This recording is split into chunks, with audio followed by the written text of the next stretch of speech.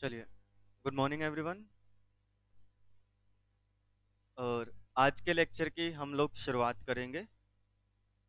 Chapter number 8 है आपका। Paper number 3 discuss कर रहे हैं ना हम लोग। क्या नाम है इसका? Economic and business environment. ठीक है जी। हमने एक चैप्टर पढ़ा, चैप्टर नंबर, सबसे पहले कौन सा चैप्टर किया था? चैप्टर नंबर 4, जिसमें इंडियन फाइनेंशियल मार्केट के बारे में पढ़ा था। इसके बाद चैप्टर नंबर 7, जिसमें बिजनेस एनवायरनमेंट के रिगार्डिंग पढ़ा। ठीक है, आज की क्लास में हम लोग चैप्टर नंबर 8 शुरू करेंगे कि गवर्नमेंट इंस्टीट्यूशंस। सबसे आसान, सबसे बढ़िया और सबसे नॉलेज वाला चैप्टर आपका ये रहने वाला है अभी तक जितना कंटेंट हमने किया है उसमें से। ठीक है, यहाँ पे आपको अलग अलग इंस्टीट्यूशंस के बारे में बताया जाएगा और इसमें से दो तीन इंस्टीट्यूशंस ऐसे हैं जिनके बारे में आपको पहले से पता है। आज पहला दिन है इस चैप्टर का, तो वो दो इंस्टीट्यूशंस ही करवाऊंगा। बिल्कुल आसान सा और मजेदार कंटेंट रहने वाला है। मैं आपको बता देता हूँ, देखो आपने फाइनेंशियल मार्केट पढ़ा था, तो उसके अंदर जब आपने कैपिटल मार्केट पढ़ा तो आपने बार बार सेबी के बारे में पढ़ा होगा। Securities exchange board of India, सुना है ना? जब बैंकिंग के बारे में आपने पढ़ा तो आपने आरबीआई के बारे में सुना होगा। ठीक है, तो इसी तरीके से ना अलग अलग गवर्नमेंट इंस्टीट्यूशंस हैं या बॉडी हैं जो कि क्या करती हैं, हमारी फाइनेंशियल मार्केट को और बिजनेस एनवायरनमेंट को रेगुलेट करती हैं या हेल्प करते हैं सरवाइव करने में। तो इन्हीं इंस्टीट्यूशंस के बारे में हमें यहाँ पे पढ़ना है। देखो, अगर मैं बात करूँ तो इसमें सबसे पहले क्या दिया गया है, नीति आयोग के बारे में। ठीक है, ये मैं आपको अभी पहले नहीं करवाऊंगा। कारण क्या है, नीति आयोग के बारे में जो आपका पेपर नंबर 4 है करंट अफेयर्स, वहां भी आप पढ़ते हैं। तो इसको ना हम बाद में डिस्कस करेंगे, है तो आसान सा, लेकिन आपका थोड़ा सा इंटरेस्ट पहले हम बाकी एक दो पढ़ के बनाएंगे, एक दो इंस्टीट्यूशंस के बारे में, फिर हम इसके बारे में पढ़ेंगे। देखो भाई, इसके अलावा एसएटीएच आता है और इसके बाद क्या आता है, सेबी। ठीक है जी, securities and exchange board of India. इसके बारे में किस किसने पढ़ा है बताओ? नहीं सुना कभी भी? सुना है ना? देखो मैं आपको बता देता हूँ, सिंपल से आसान से शब्दों में समझना। सिक्योरिटीज मार्केट आपको पता है, आप सिर्फ 5 मिनट सुन लो, जितना भी कंटेंट यहाँ दिया गया है बिल्कुल आसानी से आपको समझ में आ जाएगा। सिक्योरिटीज मार्केट का क्या मतलब होता है, देखो मैं फिर से बता देता हूँ। मैंने पहले दिन जब शुरुआत की थी, स्टार्टिंग के एक दो दिन यही बताया था। मार्केट का मतलब क्या होता है, एक ऐसी जगह जहाँ पे बायर और सेलर मिलते हैं। ठीक है जी, जैसे कि ग्रेन मार्केट, वहां पे किस चीज का लेन देन होता है, ग्रेन्स का, जिसे अनाज मंडी हम बोलते हैं। वेजिटेबल मार्केट, सब्जी मंडी जहां पे वेजिटेबल्स का लेन देन होता है। क्लॉथ मार्केट, जिसे हम कपड़ा मंडी बोलते हैं, कपड़ा बाजार बोलते हैं, जहां कपड़े का। इसी तरीके से सिक्योरिटीज मार्केट कौन सी मार्केट होगी बताओ? सिक्योरिटीज मार्केट वो मार्केट होगी जहां पे किस चीज का लेन देन हो रहा है बच्चों? शेयर नहीं, सिक्योरिटीज वर्ड यूज करेंगे। ठीक है, देखो शेयर तो सिर्फ एक क्या है, एक तरह की सिक्योरिटी है। सिक्योरिटीज मार्केट में इसके अलावा काफी सारी सिक्योरिटीज होती हैं जिनमें डीलिंग की जाती है, जहां पे सेल परचेज होती है अलग अलग सिक्योरिटीज की। तो सिक्योरिटीज मार्केट क्या हो गई भाई, एक ऐसी मार्केट जहां पे सिक्योरिटीज का लेन देन होगा। अब क्या होता है, देखो इस सिक्योरिटीज मार्केट में ना मैंने आपको तीन चीज बताई थी। मैंने क्या बोला था, एक तो यहाँ पे क्या होंगी, सिक्योरिटीज होंगी जिनका लेन देन होता है एक्चुअल में, जो सेल परचेज की जाती है, जैसे शेयर्स हो गए, डिबेंचर्स हो गए, ये चीजें हो गई। कहते हैं एक इंस्टीट्यूशंस होते हैं जो इनमें डीलिंग करवाते हैं, जैसे ब्रोकर्स हो गए। ठीक है, जो कंपनीज इशू करती हैं। और तीसरा इन्वेस्टर्स होते हैं जो डील करते हैं, फाइनेंशियल इंस्ट्रूमेंट्स बोला जाता है इनको, फाइनेंशियल इंस्टीट्यूशंस बोला जाता है। और ये इन्वेस्टर्स होते हैं जो लेन देन करते हैं। ठीक है जी। अब कहते हैं जब सिक्योरिटीज मार्केट में डीलिंग होती है तो पैसा एक पर्सन से दूसरे पर्सन की तरफ जाता है, सिक्योरिटीज की सेल परचेज होती है, तो इसमें चांसेस होते हैं कि इन्वेस्टर्स एक दूसरे से गलत कर दें, कि एक इन्वेस्टर सिक्योरिटी तो ले ले पैसे ना दे, या दूसरे इन्वेस्टर ने पैसे ले लिए सिक्योरिटीज नहीं दी। हो सकता है इंस्टीट्यूशंस गलत कर दें कि ज्यादा कमीशन चार्ज कर रहे हैं या अपनी मनमानी कर रहे हैं, सभी ब्रोकर्स ने बोल दिया कि हम डीलिंग नहीं करवाएंगे।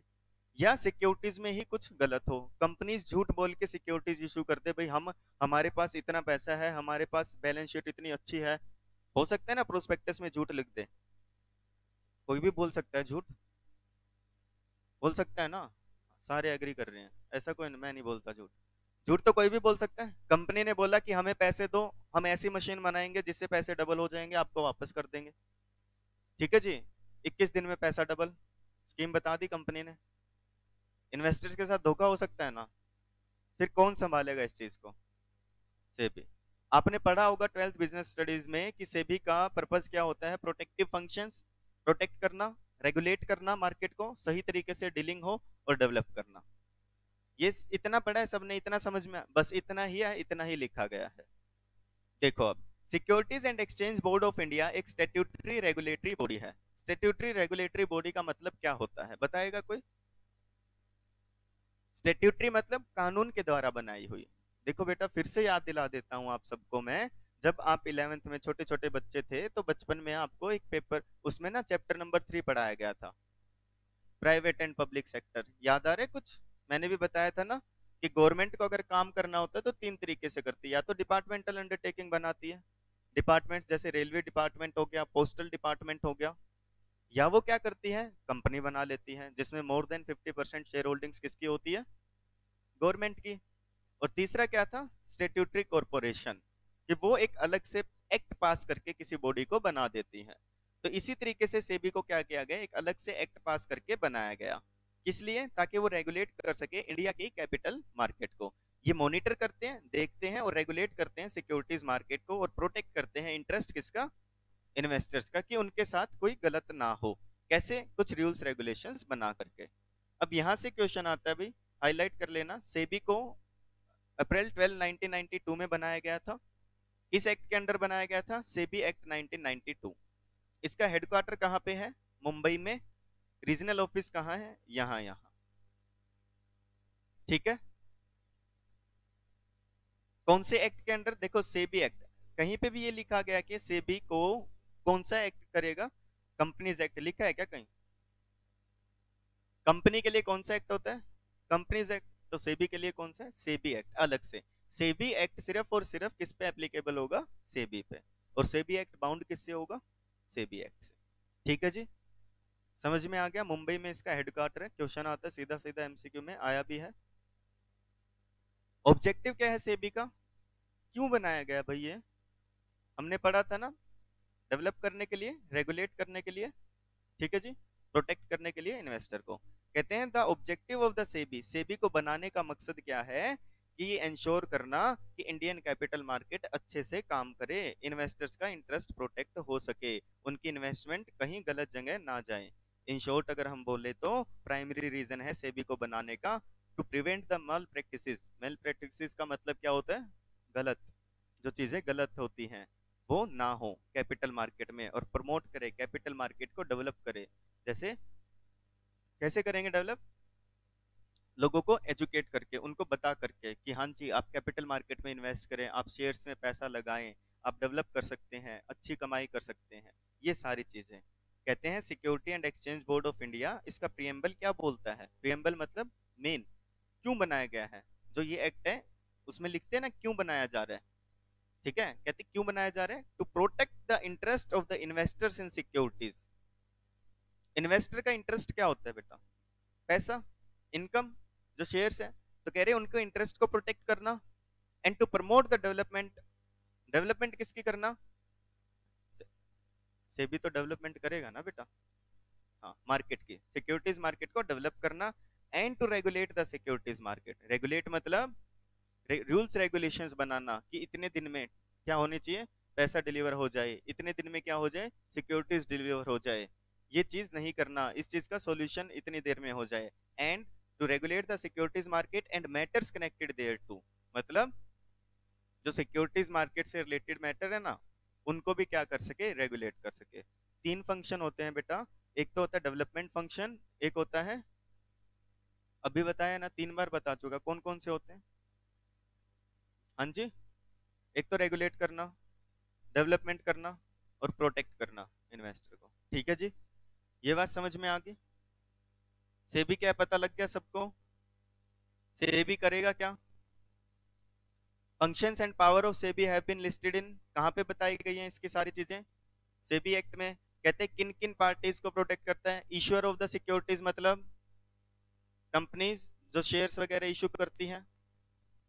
Protect the interest of trader and investors मतलब इन्वेस्टर्स जो ट्रेडर्स हैं जिनका पैसा लगाया जा रहा है।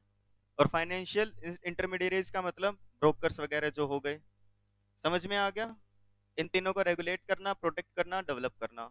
ओके जी, डन। आगे क्या लिखा है पढ़ के देखना एक बार। आई थिंक ये अब सबको समझ में आएगा। तीन पार्टी बताई है ना, इश्योर ऑफ द सिक्योरिटी जो कंपनी है उसके लिए क्या करेंगे, यहाँ पे किसका बताया गया, इन्वेस्टर के लिए क्या होगा, और इधर जो ब्रोकर्स वगैरह हैं, मीडिएटर्स होते हैं जो। एक बार पढ़ो और बताओ।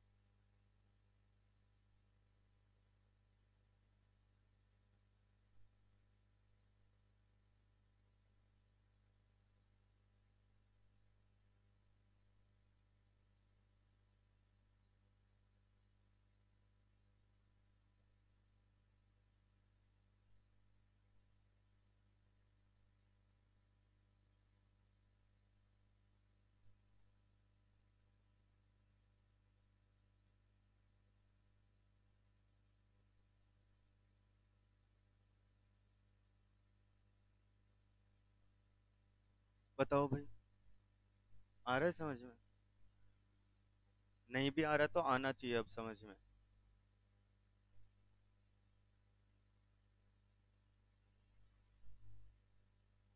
विकास जी बताएं क्या लिखा है।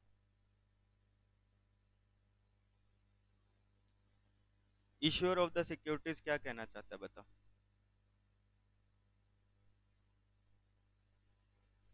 ठीक है, ठीक है, ये तो पता है। ठीक है, सेबी का क्या रोल है मेरे को तो इतना बता दो।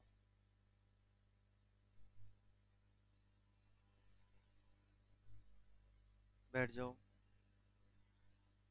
देखो इतनी बात तो समझ में आ गई, इश्यूअर ऑफ द सिक्योरिटीज मतलब कंपनी की बात हो रही है।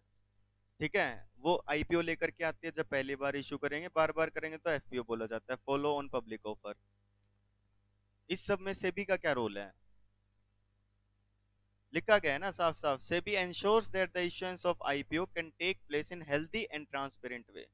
सेबी ये एंश्योर करता है, हेल्दी का मतलब कि प्रॉपर तरीके से काम पूरा हो जाए, ट्रांसपेरेंट मतलब कोई झूठे मूठे वादे ना हो। ठीक है, companies that issue securities are listed on stock exchange.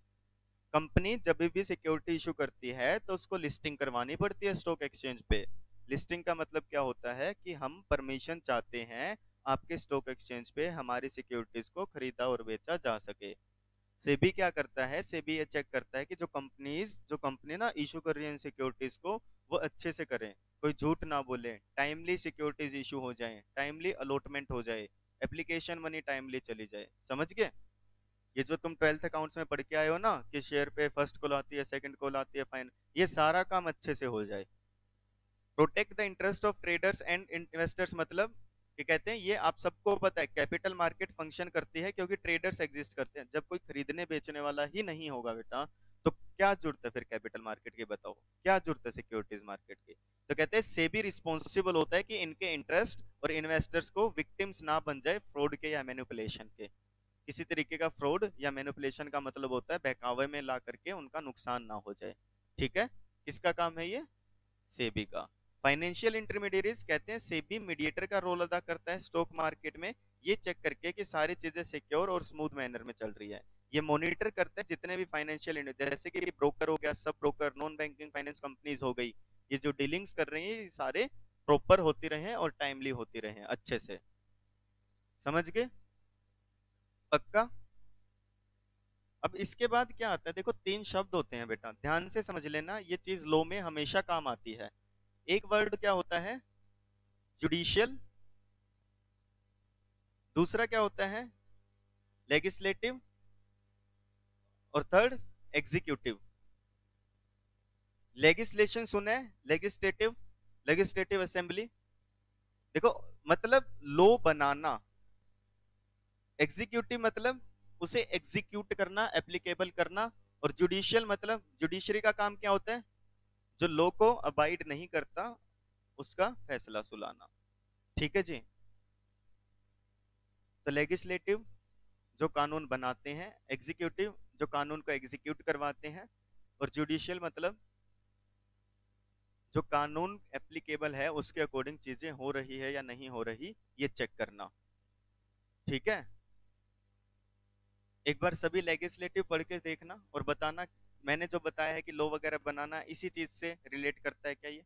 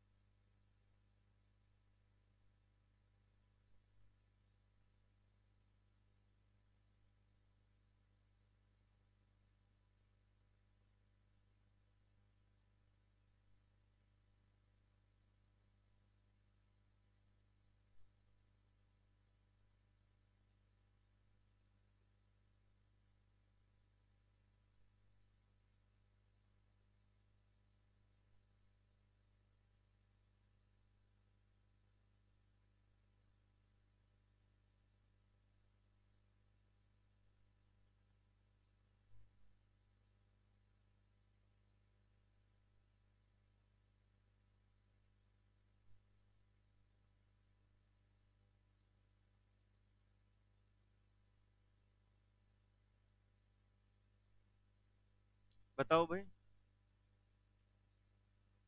क्या लिखा गया है। सेबी का काम क्या होगा, क्वेसी लेजिस्लेटिव मतलब पावर्स दी गई हैं। सेबी क्या कर सकता है, रूल और रेगुलेशंस बना सकता है इन्वेस्टर के इंटरेस्ट को प्रोटेक्ट करने के लिए।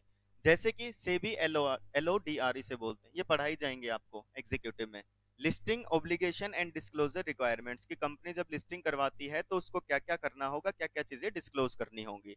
इसी तरीके से ना सेबी ने बहुत सारी रेगुलेशंस बनाई हैं, जैसे ICDR रेगुलेशंस, LODR रेगुलेशंस, और बहुत सारी चीजें। पूरा एक सब्जेक्ट आएगा आपके पास, ठीक है, सिक्योरिटीज एंड कैपिटल मार्केट करके आपके पास एक पूरा पेपर आएगा। ये एम करता है कंसोलिडेट और स्ट्रीमलाइन प्रोविजंस जो एग्जिस्टिंग लिस्टिंग एग्रीमेंट्स थे फाइनेंशियल मार्केट में। इसी तरीके के रेगुलेशंस बार बार से भी बनाता रहता है। लेजिस्लेटिव समझ में आया कि रूल्स रेगुलेशंस को बनाना, इतना समझना है बस अपने को। ये तीन वर्ड याद होने चाहिए कि इसमें ना आपसे पूछ लेता है एमसीक्यू में कि इनमें से कौन सा फंक्शन या काम नहीं है, तो इन तीन के अलावा एक और कुछ वर्ड दे देगा, वो आपको क्या करना है कि ये वाला नहीं है। कैसी जुडिशियल मतलब सेबी क्या कर सकता है, हियरिंग्स और रूलिंग जजमेंट पास कर सकता है कि किसी ने अगर कुछ गलत किया है तो। कहते हैं इसका एक एग्जांपल है सेबी PACL केस। PACL के बारे में पता है, किसी को सुना है?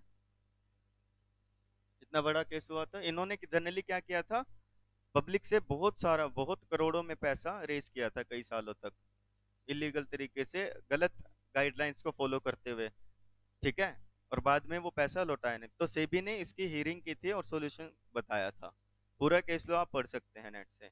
मेन क्या है यहाँ पे एग्जांपल दिया गया है कि सेबी की लेजिस्लेटिव पावर क्या है, रूल्स रेगुलेशंस को ड्राफ्ट करना। जुडिशियल पावर क्या है, अगर कोई रेगुलेशंस के अगेंस्ट काम कर रहे हैं, रेगुलेशंस को नहीं मान रहा, तो जजमेंट सुनाना कि आप ये काम नहीं कर रहे हो। और तीसरा क्या है, एग्जीक्यूटिव पावर। इसका क्या मतलब है जी, सेबी ऑथराइज है एक केस फाइल करने के लिए जो उसके रूल्स या रेगुलेशंस को तोड़ता है, books and other documents check कर सकता है। एग्जीक्यूटिव मतलब लॉ को एप्लीकेबल करने के लिए जो चीजें करनी पड़े वो ये करेंगे। समझ गए? ये सेबी के बारे में सारी बातें बताई गई थी। सबको समझ में आया क्या है SEBI? Securities exchange board of India. ठीक है, 1992 में एक एक्ट के थ्रू इसे बनाया गया था, वहां से एमसीक्यू आते हैं।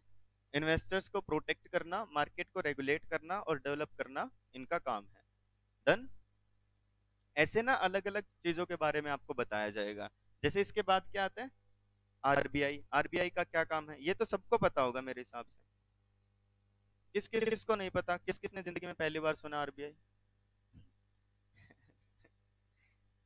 ऐसे उठते उठते हाथ नीचे हो गए। ये क्या है? Insolvency and bankruptcy board of India, सुना सुना लग रहा है ये नाम कहीं? कहाँ? आज ही नहीं पढ़ा ये इंसॉल्वेंसी एंड बैंक्रप्सी कोड? तो ये काम करने के लिए बॉडी बनाई गई है। इसके बाद क्या है? एनसीएलटी सुना है कभी?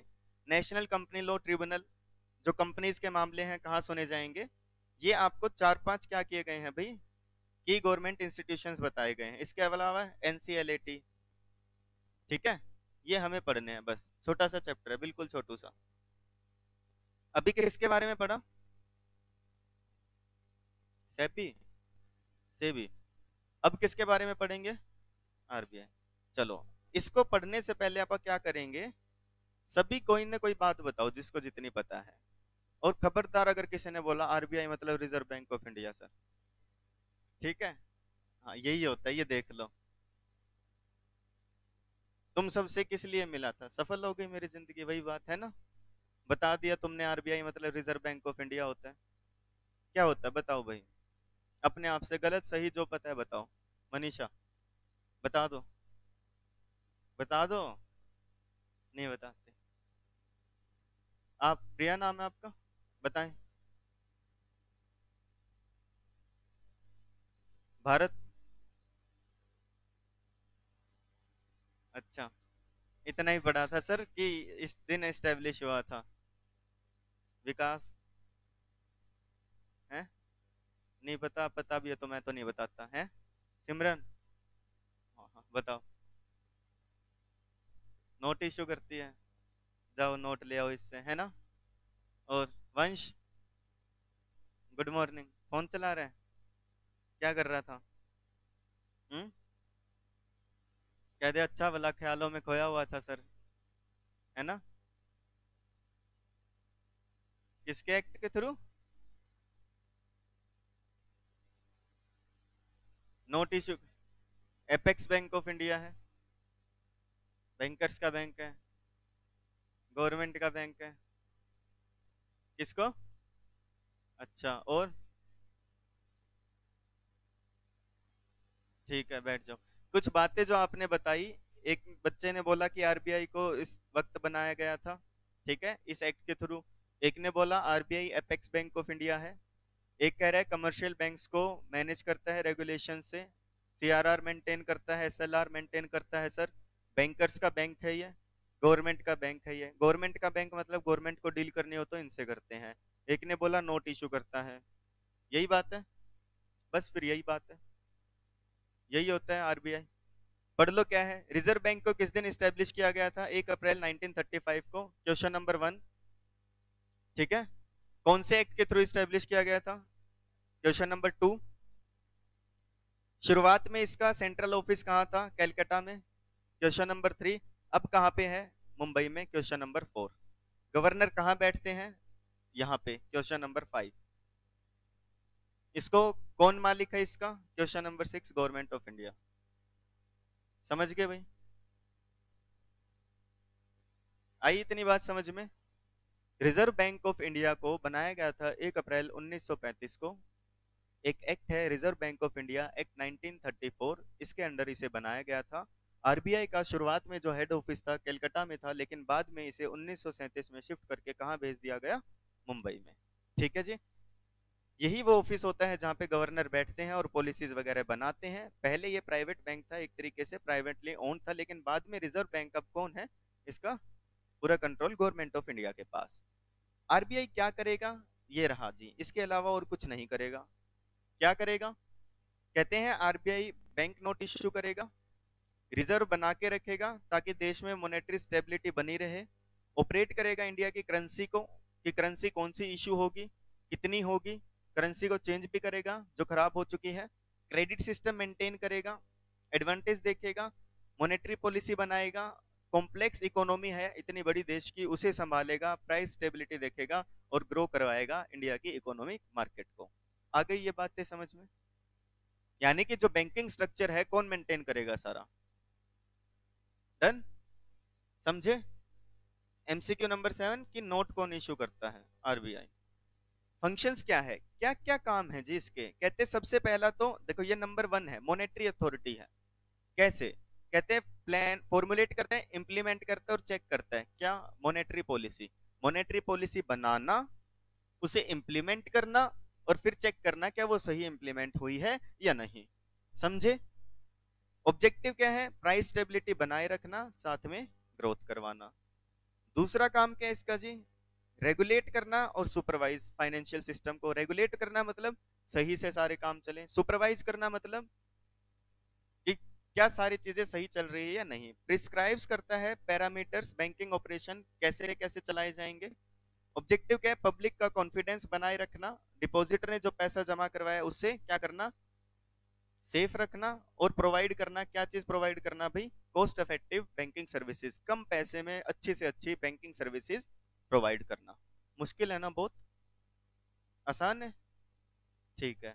आगे क्या लिखा है, तीसरा काम क्या है भाई, किसका मैनेजर है, फॉरेन एक्सचेंज को मैनेज करता है। कौन से एक्ट के तहत, फॉरेन एक्सचेंज मैनेजमेंट एक्ट 1999। क्यों, ताकि एक्सटर्नल ट्रेड और पेमेंट प्रमोट होते रहे, डेवलपमेंट होती रहे फॉरेन एक्सचेंज मार्केट इंडिया में। ओके। फोर्थ क्या है, इशुअर ऑफ करेंसी है, इशू करता है, एक्सचेंज करता है और डिस्ट्रॉय करता है उस करेंसी को जो फिट नहीं है। नए नोट बनाएगा, पुराने नोट चेंज करेगा, जो खत्म हो चुके खराब हो चुके उन्हें डिस्ट्रॉय करेगा। क्यों, ताकि पब्लिक के पास एडुकेट करेंसी अवेलेबल रहे सामान खरीदने के लिए। और क्या रोल है, फिफ्थ क्या है जी, development role. Wide range of promotional functions करता है ताकि नेशनल ऑब्जेक्टिव्स के तहत हमारी कंट्री की बैंकिंग सिस्टम डेवलप होता रहे। समझे। और क्या है, रेगुलेटर है किस चीज का, पेमेंट एंड सेटलमेंट सिस्टम का। पेमेंट एंड सेटलमेंट सिस्टम मतलब जो पेमेंट्स होती है ना ऑनलाइन बैंकिंग वगैरह, किस किस ने ऐड देखी है, आरबीआई कहता है अपना कार्ड नंबर सीवीवी पिन किसी से शेयर ना करें।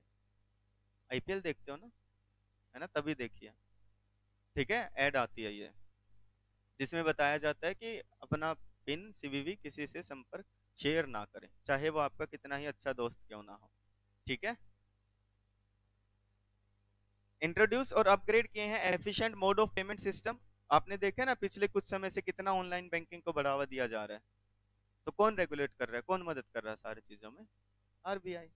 ऑब्जेक्टिव क्या है, पब्लिक का कॉन्फिडेंस बनाए रखना पेमेंट एंड सेटलमेंट सिस्टम में, ताकि लोगों को भरोसा बना रहे कि हाँ जी कोई है, अगर कुछ गलत होता है तो देखने के लिए, संभालने के लिए। और क्या है, banker to the government, government को जितने भी काम करने होते हैं आरबीआई के थ्रू करता है। और bankers to bank, banking account maintain करता है, सभी सिस्टम को मेंटेन करता है कमर्शियल बैंक्स का। इसके बारे में कुछ और बातें, कहते हैं इतनी तारीफ से अगर अब तुम्हारा मन ना भरा हो आरबीआई का, तो कुछ और बातें बता देते हैं इनके बारे में। 27 रीजनल ऑफिसर्स है, जिसमें से स्टेट कैपिटल्स में है लगभग, और 4 सब ऑफिस हैं।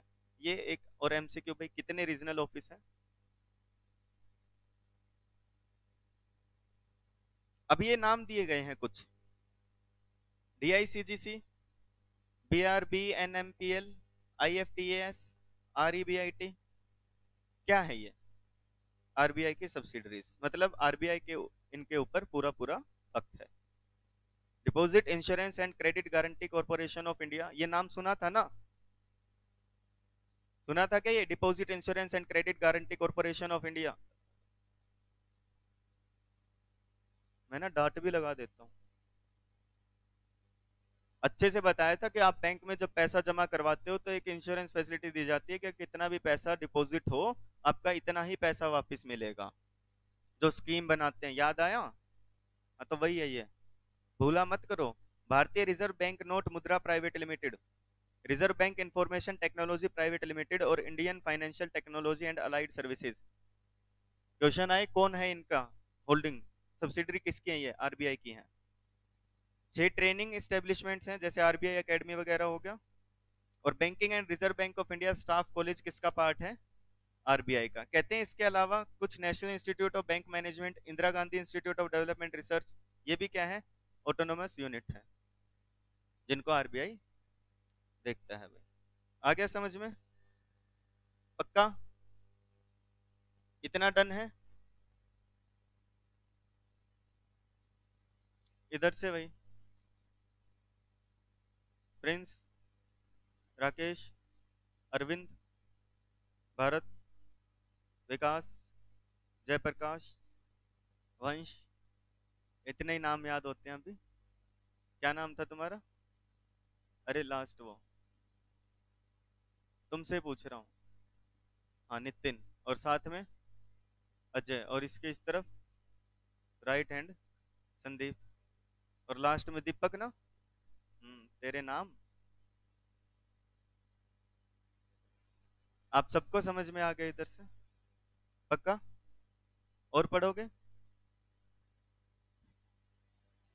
पढ़ाई और स्टूडेंट्स कब हाँ भरते हैं? किसी को लगता है ये पढ़ना चाहिए इतना सा? ना, रहने दो रहने दो रहने दो, कोई बात नहीं। फिर क्या करोगे? अभी 15 मिनट बाकी हैं। देख लो, दो पैर हैं छोटे से। ना मैं नहीं पढ़ा रहा, अब तुम में से एक आधा कोई ईंट वगैरह निकाल ले, रुक जा मैं बताऊं तेरे को। बहुत लड़ते हो है ना तुम। ये तो बचपन से होता है ना, टीचर टेस्ट ना ले रहा हो, कोई बच्चा याद दिला दे सर आज टेस्ट बोला था आपने। अब तो गए तुम, है ना? कॉपी चेक करनी थी। चलो अभी के लिए फिर इतना ही डिस्कशन करेंगे, मिलेंगे अगले लेक्चर में। तब तक के लिए अपना ध्यान रखें, अपने पेरेंट्स का ध्यान रखें, और खूब मन लगा के पढ़ाई करें।